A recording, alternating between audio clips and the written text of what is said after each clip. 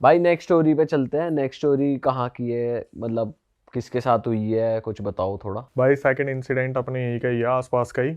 और जो बताने वाले उनका पूरा नाम तो राजेश है, वैसे उन्हें राज नाम से पुकारा जाता है। तो इन्होंने बताया कि इनके साथ क्या प्रॉब्लम हो रही थी कि जैसे जॉइंट फैमिली में रहते हैं और इनके पिताजी जो हैं वो काफ़ी एक अच्छी पोस्ट पे थे और काफ़ी अच्छा अर्न करते थे। लेकिन जिस तरीके से वो अर्न करते थे ना, उनके आसपास वाले जो इनके रिश्तेदार थे बहुत चिढ़ा करते थे उस चीज़ से रिलेटेड। घर में कोई ना कोई अनबन रहा करती थी। और सबसे बड़ी जो दिक्कत थी, जो इनके पापा है, राजेश के पापा जो है, इनके खुद के मम्मी पापा बहुत इस चीज़ से चिढ़ते थे कि ये दूसरे भाइयों बहनों को सपोर्ट नहीं करता, खुद के लिए ही सब कुछ करता है। तो क्या होता था, जैसे राजेश के तो वो दादाजी लगे, जो इनके पापा के पापा हैं, वो दादाजी शाम को पी के आते थे और राजेश के पापा को डांटते थे कि अगर तेरे से नहीं करा जा रहा, तो घर में पैसे नहीं दे सकता तो घर छोड़ के निकल जा, हमारे किसी काम का नहीं है। और जो बाकी रिलेटिव्स थे वो भी क्या करते थे, जैसे राजेश सबसे छोटे वाले, उनसे एग्जैक्टली काउंटिंग बताया हूँ, सबसे बड़े वाले जो भाई है वो रियल एस्टेट में थे। जिनके साथ ये इंसिडेंट हुआ है वो राजेश के बड़े भाई है, मतलब बीच वाले हैं वो वाईफाई के ऑफिस में काम करते थे, ठीक है। और राजेश स्टूडेंट है, जिन्होंने हमें ये सब कुछ बताया है। तो हुआ क्या, ये सारे जब निकल जाते थे ना अपने काम पे, तो राजेश की मम्मी को टॉर्चर किया जाता था। जो बगल वाले रिलेटिव्स थे, जो दादा दादी थे, वो टोंट मारा करते थे कि तेरा पति घर में पैसे नहीं देता है, तेरे 3-3 बच्चे पल रहे हैं, हमने भी तो एक टाइम पे उन्हें पाला है, तो एक काम करो तुम घर छोड़ के निकल जाओ, तुम अपना घर बसा लो। अब राजेश जो स्टूडेंट था वो ये सब इन सब चीज़ों को देखा करता था कि जब भी ये लोग बैठते हैं शाम को तो इसी बारे में बात होती है कि दादा दादी ने आज इतना सब कुछ बोल दिया, साइड में जो चाचा वगैरह रहते हैं इन्होंने इतना सब कुछ बोल दिया। तो जो राजेश के पापा थे वो एक डिसीजन लेते हैं कि अब फाइनली हमें इन लोगों के साथ नहीं रहना। और किसी गांव में, एक गांव था, ये 2000 मेरे ख्याल से 21-22 का इंसिडेंट होगा, 22 का ही है शायद, 22 या 23 का। तो उस टाइम पे जो राजेश के पापा है वो एक गांव में जगह देखते हैं और पैसे की दिक्कत नहीं थी उनको, तो वो क्या करते हैं, थोड़े बड़े गज में एक घर ले लेते हैं वहाँ पे। अब इस गाँव के बारे में राजेश ने बताया कि भाई जिस गाँव के बारे में मैं बात कर रहा हूँ ना, यहाँ पर शुरू से ही इन भूत प्रेत के बारे में बहुत कुछ सुनने को मिला, ठीक है। जैसे कि बोलते हैं कि कुछ इमेजेस और वीडियोस भी हमारे पास आ रखे हैं, अगर आप दिखाना चाहो तो दिखा देना। उन इमेजेस में ये दिख रहा है साफ साफ कि इनके घर के बाहर पूरा जंगल स्टार्ट हो रहा है, झाड़ियाँ है पूरी की पूरी, एक बरगद का पेड़ है, बरगद के पेड़ के बगल में एक नहर बह रही है, वहाँ पे एक हैंडपंप लगा हुआ है और कहावत यह है कि ये जो बरगद का पेड़ है इस पे ब्रह्म राक्षस, मुंजिया, जिन जिन्नात हमेशा से इनका वास है। इस पूरे गांव के बारे में एक अफवाह पहले से ही फैली हुई है, जो लड़कियों के लिए अफवाह फैली हुई थी कि इस गांव में कोई भी लड़की रात को बाल खोल के छत पे नहीं जाएगी, क्योंकि इस गांव के जंगलों में एक जिन जिन्नात का साया रहता है। अब हुआ क्या, राजेश ने बताया कि भाई हमारी फैमिली के साथ क्या हुआ। अब मैं आपको बताना शुरू करता हूँ। गांव का पूरा डिस्क्रिप्शन दे दिया, अपने घर के बारे में बता दिया। एल शेप घर था, सामने हॉल था, अंदर कमरे थे। अब बताया कि भाई जब हम वहाँ पे मूव करते हैं तो एग्जैक्टली उस गांव में गिन के 5-6 घर थे उस टाइम पे, जब हमने वहाँ पे ज़मीन ली थी, क्योंकि सस्ती मिल रही थी तो हमने ज़्यादा ले ली थी। पापा अपने काम पे जाया करते थे, मम्मी घर में रहती थी। बड़ा वाला भाई जो था वो रियल एस्टेट में था, उसका आना जाना बहुत ज़्यादा होया करता था। जो बीच वाला भाई था वो वाईफाई के ऑफिस में काम करता था, लेकिन उसके एक टैलेंट के बारे में बात की, जिस टैलेंट को ही, जो टैलेंट उसे बहुत ज़्यादा मार गया। वो बंदा सिंगिंग किया करता था, वीडियो बनाया करता था और रील्स बनाया करता था और जो भी बनाया करता था उस जंगल वाले एरिया में जाके बनाया करता था। वो क्या करता था, जैसे वाईफाई वाले ऑफिस से जिस दिन छुट्टी होगी या फिर जिस दिन पार्ट टाइम उसे लगता है कि आज काम नहीं है, तो वो क्या करता था, जंगल वाले एरिया में निकल जाता था। अब इन सब चीज़ों में क्या हुआ, जो राजेश थे वो बताते कि भाई मैं खुद इस चीज़ को अप्रिशिएट करता हूँ कि मेरे भाई की जो आवाज़ है वो सिंगिंग के मामले में बहुत अच्छी आवाज़ है, काफ़ी अच्छा वो गाता था। कि जो मेरे भाई का दोस्त था ऋतिक, वो उसका इतना अच्छा दोस्त था, मतलब एक दूसरे पे जैसे भाई मरते हैं ना, ऋतिक इकलौता दोस्त था उसका। जो इसका भाई है, भाई का नाम मानव रख लेते हैं, कि राजेश ने बताया मानव जो मेरा भाई है उसका दोस्त ऋतिक था। ये ही दोनों थे जो एक दूसरे के लिए दोस्ती में मरे करते थे, पूरे दिन उठना बैठना साथ में घूमना सब कुछ करना। ऋतिक एक बार ना ट्यूशन से वापस आ रहा था, 7:30 बजे का उसका ट्यूशन था, और ट्यूशन से आते आते उसको कभी कभार 9-9:30 बज जाते थे। गांव वाला एरिया था। एक बार ऋतिक हो गया किडनैप, ठीक है। जब ऋतिक किडनैप हुआ तो उसकी ढूंढावाली चली और एक हफ्ते में ऋतिक वापस मिल गया था। अच्छा। मिल गया था। इसके बाद क्या हुआ, दूसरी बार 2 महीने बाद ऋतिक फिर दोबारा किडनैप हुआ। इस बार ऋतिक का कुछ भी अता पता नहीं चला। अब हुआ क्या, जो ये मानव था, राजेश का भाई, ये बहुत ज़्यादा उस चीज़ को लेकर डिप्रेस हो गया। जंगल में जाया करता था, वहाँ गाने वाने बनाता था, रील्स बनाता था और बहुत सारा टाइम वहाँ स्पेंड करता था। एक दिन जब ये घर वापस आता है ना मानव, तो राजेश ने देखा कि यार बहुत ज़्यादा इमोशनल हो रखा है, पक्का ये रो के आया है। इन्होंने उस चीज़ के बारे में बात नहीं की, ये सोच के कि यार दोस्त था, नहीं मिल रहा तो इमोशनल हो गया। और दोस्ती को भी समझ रहे थे कि बहुत पुराना दोस्त था, इकलौता दोस्त था इस गाँव में जो बना था, तो इसलिए अपसेट है ये बहुत ज़्यादा अपसेट है। लेकिन उस दिन से कुछ चीज़ें चेंजेस जो है मानव में देखने को मिली। मानव जब घर वापस आया ना, तो वो 19 घंटे सोया करता था। आया, खाना खाया और सो गया। उसे बार बार उठा रहे हैं कि तेरे को ऑफिस भी जाना है, तेरे को ऑफिस जाना है, उठ जा, फटाफट से ऑफिस चला जा। नहीं जाना ऑफिस, नहीं जाना, नहीं जाना। इन सब चीज़ों में क्या हुआ, जैसे किसी दिन अगर बैठे ना इन्होंने, तो इन्होंने मानव से वो पूछा कि तू क्या गाना बना रहा था ऋतिक के लिए, अपनी दोस्ती के लिए। राजेश ने भाई हाईलाइट करा कि आप बिलीव नहीं करोगे अक्षय भाई, उस बंदे ने दोस्ती के लिए जो गाना लिखा ना अपने दोस्त ऋतिक के लिए, हम भी ये देख रहे थे कि मतलब इस बंदे ने ये लिरिक्स निकाले कहाँ से। बहुत बेहतरीन तरीके का गाना, और वो गाना सुनते सुनते सारे ही रो पड़े उस दिन कि ऋतिक पता नहीं कहाँ चला गया, मिल नहीं रहा, दोस्ती में इतना सब कुछ चल रहा है। उस दिन पहली बार ऐसा हुआ कि मानव को इन्होंने ज़बरदस्ती वाईफाई के ऑफिस में भेजा कि कंप्लेंट आ रही है, फ़ोन बज रहा है, तू जा क्यों नहीं रहा। अब ये जब वहाँ पर गया ऑफिस में, वाईफाई ऑफिस में, वहाँ पे एक सोफ़ा लगा हुआ था, वहाँ जाके सो गया। बॉस के घर पे कॉल आ रही कि आपने क्या इसकी नींद पूरी नहीं होने दी है, ये यहाँ पे आके सो गया है, इस तरीके से चीज़ें चल रही हैं। अब इनको थोड़ा सा शक हुआ कि यार ये क्या चेंजेस है, मतलब ऐसा कैसे पॉसिबल हो सकता है कि एक बंदा 24 घंटे में से 19 घंटे सिर्फ सोने लग रहा है, कोई मेहनत नहीं कर रहा, कोई काम नहीं कर रहा, फिर भी सोने लग रहा है। तो इन्होंने क्या करा, एक इनके मौसा थे जो मुंबई में कारपेंटर थे। अच्छा। मौसा जी इस टाइम पे इनके घर पे आने वाले थे, और राजेश ने आगे बढ़ने से पहले बताया कि भाई जो मौसा जी है ना, उनके साथ पहले ही इतनी सारी चीज़ें हो रखी है मुंबई में, क्योंकि उनकी जो वाइफ है उनके ऊपर वहाँ पे पता नहीं किसी ने काला जादू वगैरह करा होगा, जिसकी वजह से मौसा जी ने 2 साल इतना स्ट्रगल करा है। उन्हें पता चल जाता है कि इस घर में कोई दिक्कत है, क्योंकि उनके जो कंधे हैं उन पे भार आने लग जाते हैं। तो मौसा जी जब इनके घर पे आते हैं ना, उन्होंने कदम रखते ही सबसे पहले ये पूछा मानव का है, खुद से उन्होंने पूछा मानव का है।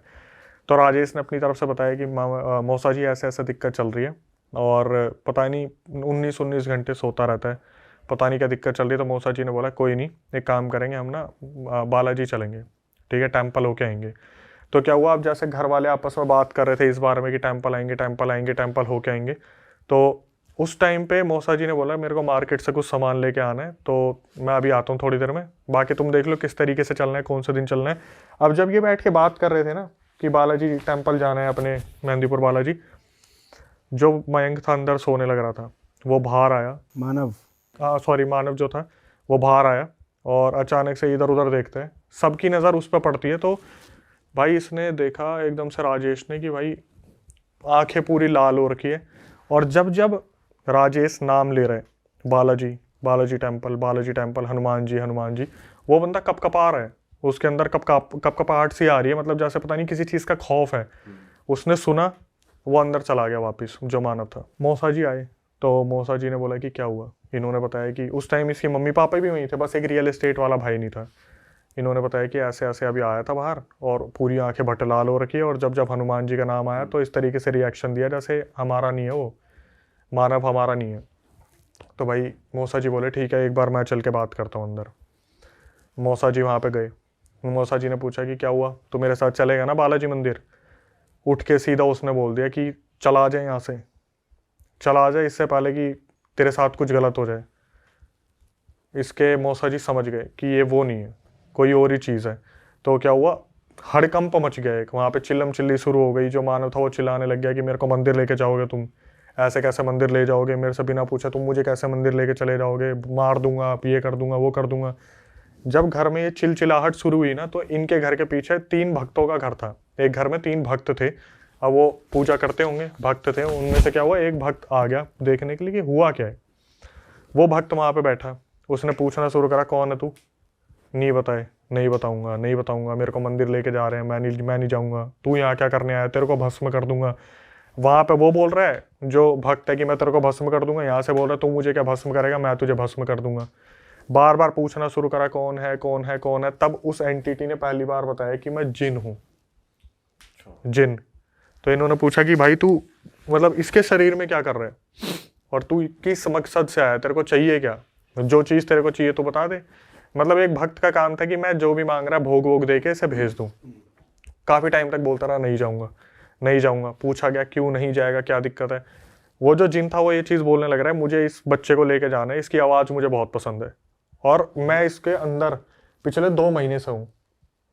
पिछले 2 महीने से मैंने इसे पोजेस करने की बहुत कोशिश की, मैंने इसके शरीर पर कब्जा पाने की बहुत कोशिश की, लेकिन हमेशा ये कैसे न कैसे बच जाता था। लेकिन इस बार मैं इसे लेके जाऊँगा। तो भक्त ने पूछा कि अब तूने इस पर कब्जा कैसे पा लिया। बोला जब ये जंगल में आया था ना, अपने दोस्त को याद कर रहा था और जब ये रोने लगा, डिप्रेस हो गया, तब मैंने इस पर कब्जा पा लिया। जब ये बहुत ज़्यादा इमोशनली कमज़ोर हुआ और अभी वीक हो गया होगा उस टाइम। एग्जैक्टली तब मैंने इसके ऊपर धावा बोल दिया और मैंने इसे पोजेस कर लिया। 2 महीने से हूँ, नहीं जाऊँगा। भक्त ने अपने मंत्र पढ़ने शुरू करे, क्रियाएं शुरू करी और पूछना शुरू करा तू बता दे क्या चाहिए तेरे को। उसने क्या करा, बोल दिया कि एक काम करो, मेरे लिए ये वाली चीज़ लेके आ जाओ। नॉन वेज का नाम लिया कि इस चीज़ का भोग लेके मैं चला जाऊँगा। मंगवाया गया। जो राजेश है वो अपने मौसा जी के साथ वो सामान लेके आए मार्केट से। वहाँ पे क्या हुआ, एकदम से जैसा होता है ना भोग उसने सूंघा यूँ करके, अचानक से वहाँ पे बेहोश हो गया। बेहोश होने के बाद चलो फाइनली सब हो गया। भाई ऐसा कुछ भी नहीं था। वो जिन सारे झूठे वचन दे के गया वहाँ पे। 1 रात बीती, 2 रात बीती, राजेश सोने लग रहा था। उसने क्या करा, राजेश ने जैसे होता ना एक ठंडी हवा का झोंका राजेश की कमर पे लगा, जैसे भरी गर्मी में यार एकदम से ठंडी हवा कहाँ से आई। उसने पीछे मुड़ के देखा, उसका जो भाई था, वही जो मानव था, वो उसे घूर घूर के देख रहा है कि तुम्हें लगा मैं चला जाऊंगा, तुम्हें लगा मैं चला जाऊंगा। प्रॉपर आवाज बदल गई। प्रॉपर कि मैं इसे लेके जाऊंगा, मुझे इसकी आवाज़ बहुत पसंद है। तुम्हें क्या लगा मैंने जो वचन दिए वो सही है। अब ये भाई उठ के सीधा भागा। इसने अपने पापा को बताया कि ऐसे ऐसे इसके साथ दिक्कत हो रही है। सारे घर वाले आए, पूरा कमरा उथल पुथल कर दिया, चिल्लम चिल्ली हो रही है। उधर से समझ गए थे उस भक्त को बुलाने का तो कोई फ़ायदा है नहीं, क्योंकि जिनने उसका कर दिया था कि उल्लू बना दिया था उसे। तो इन्होंने क्या करा, फिर दोबारा किसी से पता करना शुरू करा। लेकिन 5-10 मिनट में वो पोजेशन के बाद वो जो मानव था वो बेहोश हो गया था। इन्होंने क्या करा, किसी से पूछताछ करी, फिर एक उसको बाबा को बुला के लेके आए, जो बाबा वहाँ पे मानने वाले थे, जिनका नाम था किसी और को। हाँ, किसी और को। तो सुबह जब वो बाबा आए तो उन्होंने साफ साफ बता दिया, भाई ऐसा है कि ये जो लड़का है इसको पोजेस कर रखा है एक जिन ने, लेकिन इसके साथ कोई दूसरी आत्मा भी है। जिन तो है ही है, लेकिन कोई और भी एक आत्मा है और वो आत्मा इसे प्रोटेक्ट कर रही है। तो ये थोड़ा सा हैरान हो गए कि कोई और आत्मा इसे प्रोटेक्ट कर रही है मतलब। तो बताया जाता है कि इसके साथ ऋतिक की आत्मा है। ऋतिक जो गायब हुआ था, उसके साथ क्या हुआ क्या नहीं हुआ, लेकिन बस वो बता तो दिया था भाई कि उसका हुआ जो हुआ, किडनैप करने वालों ने शायद खत्म कर दिया उसे। अच्छा। बट उसकी आत्मा इसको प्रोटेक्ट कर रही है उस जिन से, वरना वो जिन 2 महीने से कोशिश कर रहा है कि इसे लेके चला जाए। अब ऐसी ऐसी बातें बता दी वहाँ पे भाई। सुन के ना सबसे पहले राजेश बोला कि भाई मैं बता रहा हूँ मेरा कलेजा फट गया। वो जिन बोला कि तुम्हें इतना पता है, तुम्हें अपने परिवार वालों के बारे में इतना तो पता नहीं है। तुम्हारा भाई तुम्हारे बगल में सोता है, रोज रात को 1:30 बजे मैं इसे अपने वशीकरण करके शमशान पे लेके जाता हूँ, वहाँ पर क्रिया करवाता हूँ और तुम्हारे उठने से पहले वापस आके लेट भी जाता है। कैसी क्रिया? अब वो वहाँ पे जाके करता होगा, कोई जिन विन की सेवा करता होगा, भोग चढ़ाता होगा, वश में करने के लिए पूरा वश में कर लिया था। बताया कि राजेश के बगल में वो सोता है, रात को उठता है, 1:30 बजे वहां जाता है और वापस आके लेट भी जाते हैं। घर में किसी को पता ही नहीं है, ये 1.5-2 महीने से चल रहा है। अच्छा।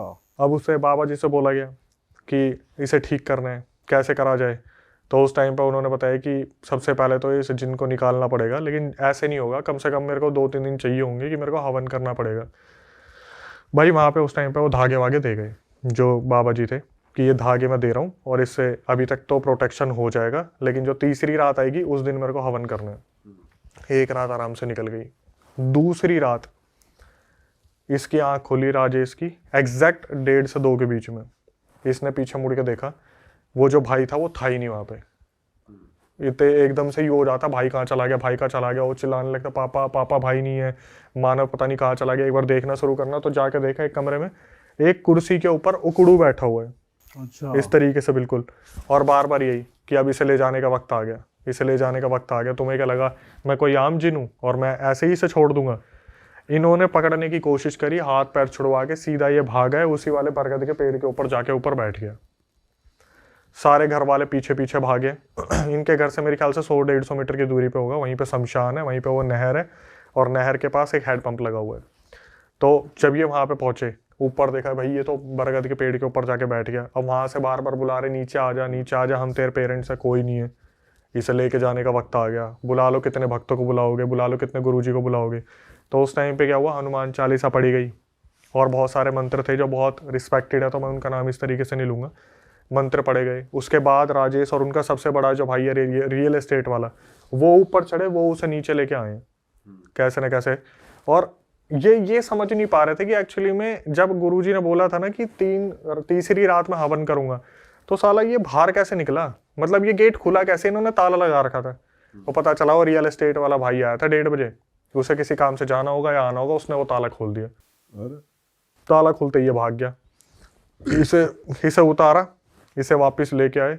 अब जब वापस लेके आए तो फिर अगले दिन गुरुजी को बुलाया कि भाई ये फिर दोबारा पोजेस हो गए।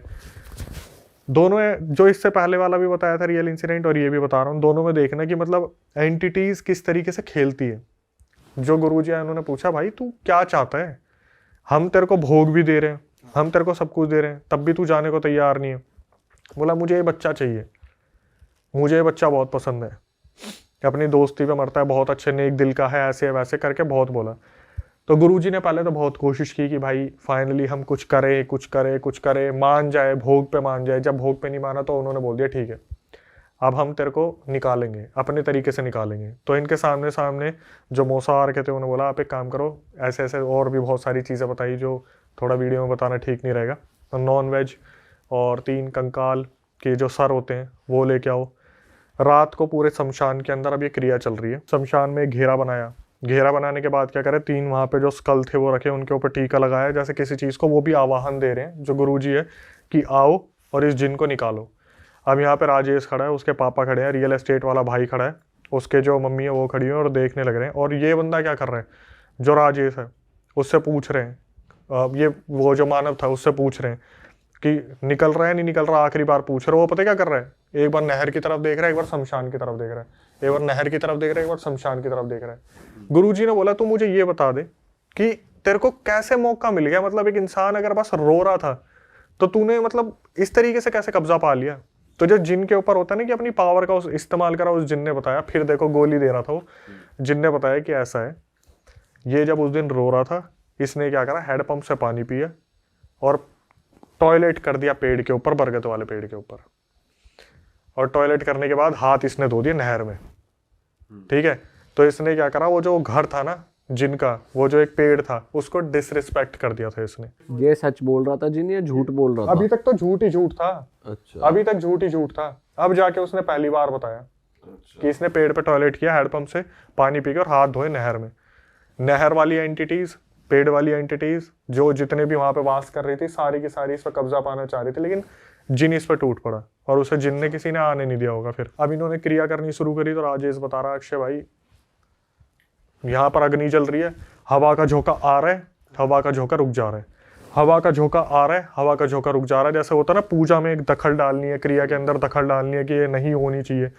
बड़ी मुश्किल से वहाँ पे सारी क्रिया हमारे सामने हो रही है और वो जो मानव था वो वहाँ पे बुरी तरीके से चिल्लाने लग रहा है, नहीं जाऊँगा नहीं जाऊँगा नहीं जाऊँगा।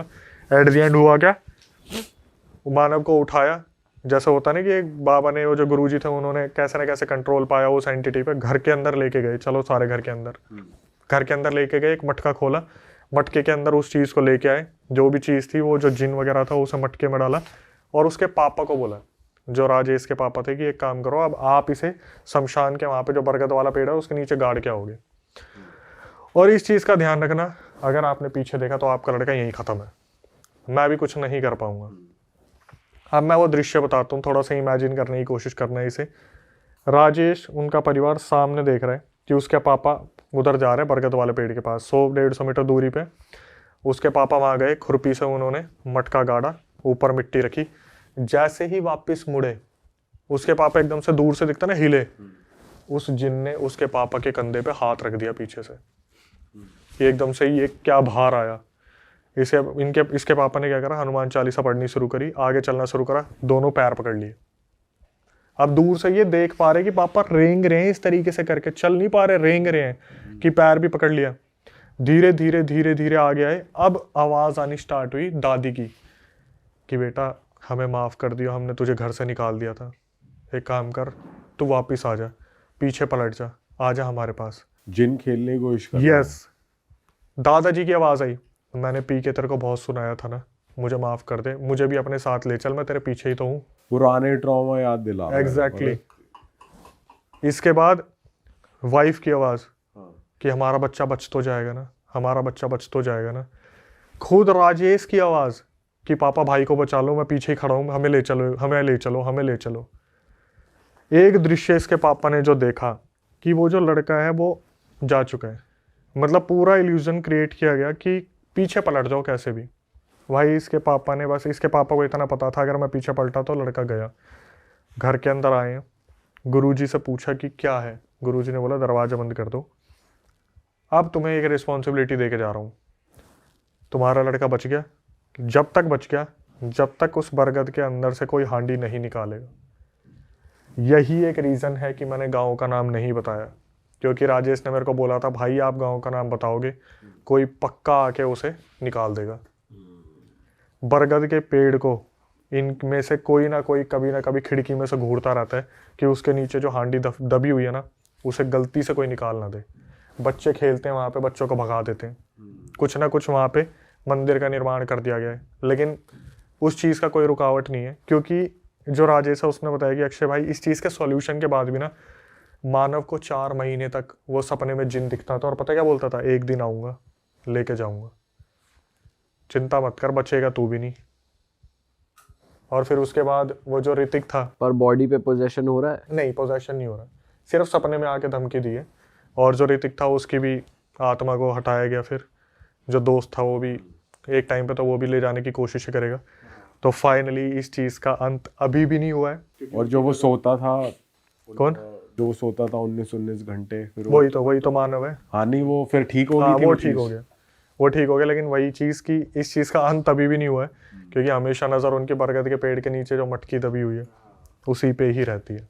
भाई साहब लास्ट का सीन अलग ही है जब वो भाई पूरी वो सही दिखा रहा में भाई यार, पूरे illusion परिवार create की कर रहा है। आवाजें आ रही हैं। तो मैं यही तो बता रहा था कि इस चीज़ को बस इमेजिन करना कि अगर ये चीज़ हो तो कैसा होगा। क्रेजी भाई, बहुत मुश्किल है ना पलटना। आदमी मुझे तो लगा यूं ही बोलोगे घूम वो जा। पीछे मुड़ ही गई, इतनी तगड़ी illusion create। मैं जब सुन रहा था ना तो भी मेरे मुंह से पता क्या निकल रहा था, जैसे बोलते हैं ना सिमरन पलट, मैं अंकल मत पलटना, अंकल मत पलटना, उसी टाइम मानव खत्म हो जाएगा। लेकिन अगर आपको ये ऑप्शन दिया जाए ना कि आपके पलटने से ये खत्म हो सकता है, तो भाई मैं सच बताऊं, जिस तरीके से हॉलीवुड मूवी में दिखाया जाता है बंदा पलट जाता है, अपने इंडिया में ये चीज़ है कि उस चीज़ को इतनी अहमियत दी गई है कि बंदा अपने आप को इतना कंट्रोल कर लेता है।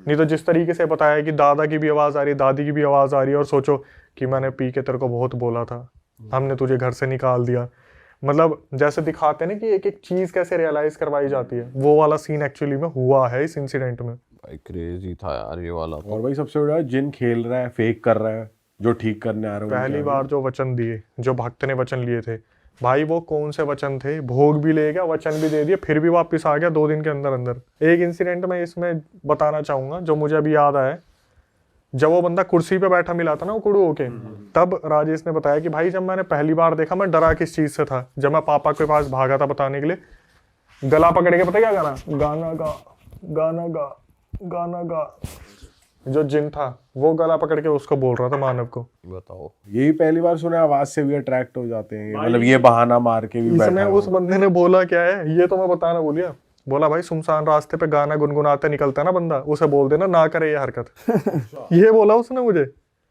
जैसे मैं अपने रियल इंसिडेंट में आखिरी में बोलता हूँ कि भाई moral of the story conclusion ये कि ये चीज आपको नहीं करनी चाहिए। पहली बार मैंने पता क्या बोला है, सुनसान रास्तों पे गाना मत गाना, पता ना कौन उठ के आ जाए कहाँ से। और सुर में तो बिल्कुल भी मत गाना। एक अच्छी चीज थी इसमें कि ऋतिक प्रोटेक्ट कर रहा था।